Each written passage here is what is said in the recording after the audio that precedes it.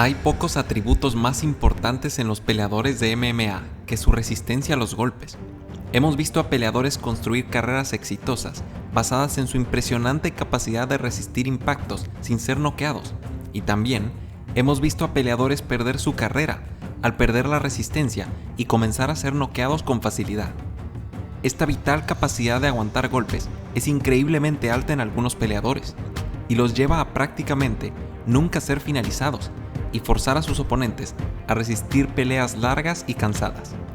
Esta es una lista de 10 de los peleadores con las barbillas más fuertes y resistentes del deporte.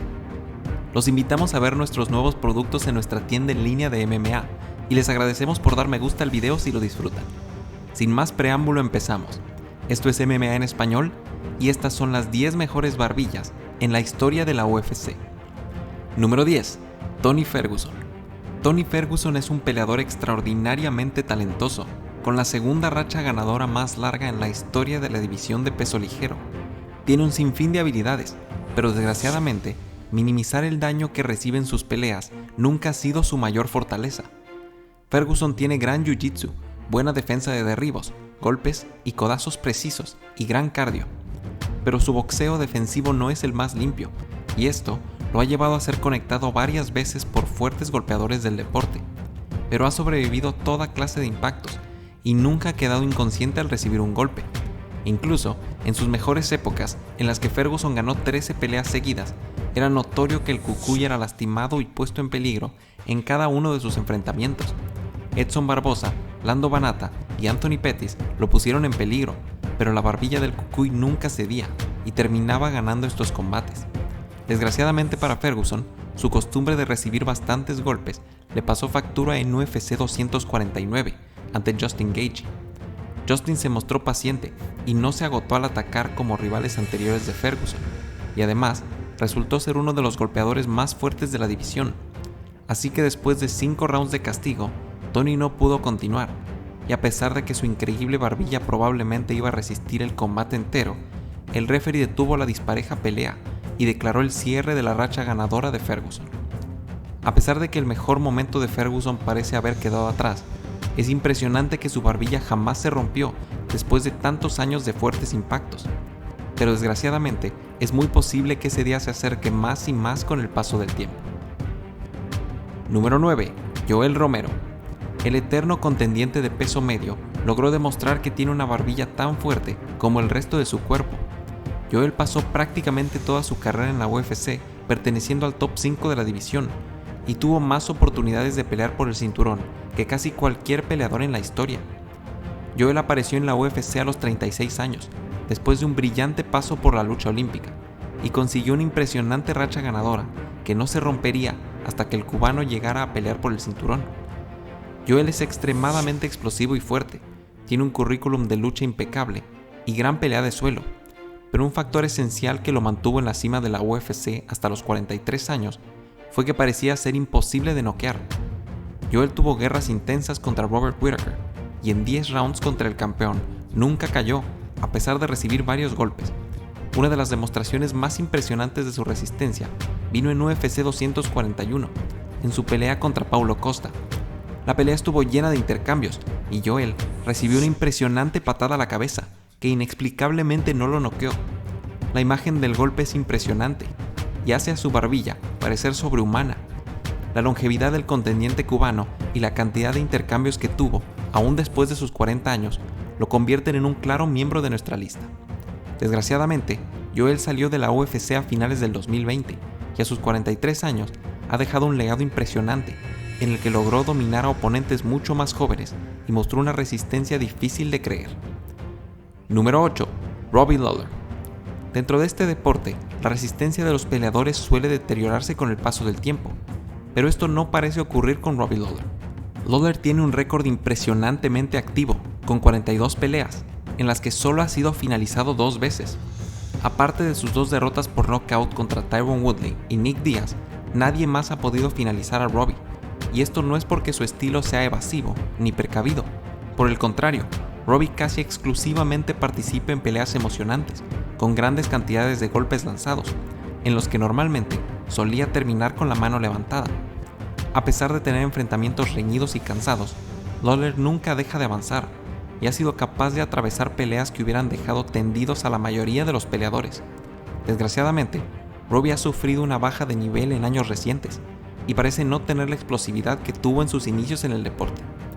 Pero a pesar de haber caído en una dura racha de varias derrotas negativas, el veterano sigue teniendo una de las barbillas más resistentes de la historia de la división de peso welter. Número 7. Frankie Edgar. El ex campeón de peso ligero Frankie Edgar lleva compitiendo en la UFC durante 14 años. Tiene grandes habilidades y cardio, pero le debe enorme parte de su éxito a su barbilla de hierro. Una gran muestra de esto vino en 2 de sus peleas contra Gary Maynard, en las que Edgar fue derribado varias veces con golpes en los primeros rounds, pero se recuperó e incluso logró remontar y ganar la tercera pelea por nocaut.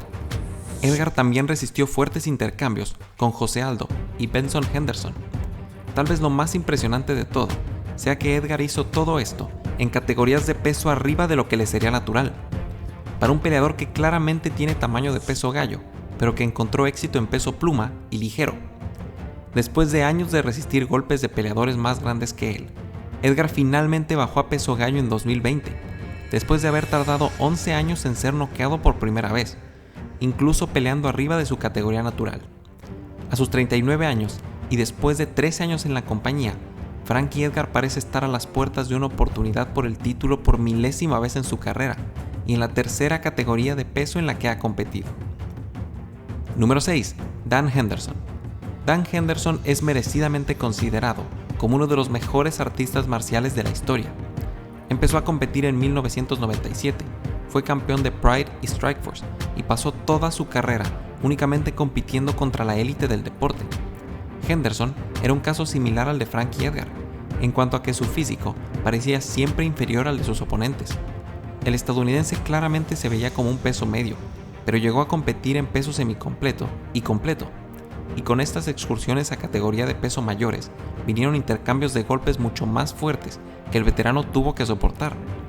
Después de pasar 17 años peleando, Henderson sería noqueado por primera vez en 2014 por Vitor Belfort, pero hay que aclarar que en este momento Henderson ya tenía 44 años, una edad en la que pocos peleadores pueden siquiera continuar peleando, y además, Belfort desgraciadamente estaba claramente lleno de esteroides, al ser una pelea de la era previa a la introducción de la agencia estadounidense antidopaje en la UFC.